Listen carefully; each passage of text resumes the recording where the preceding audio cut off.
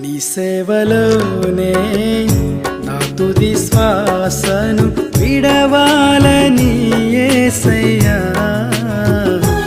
నీకై బ్రతకాలని ఆశయ్యా. నీ సేవలోనే నా తుది శ్వాసను విడవాలని యేసయ్యా, నీకై బ్రతకాలని ఆశయ్యా.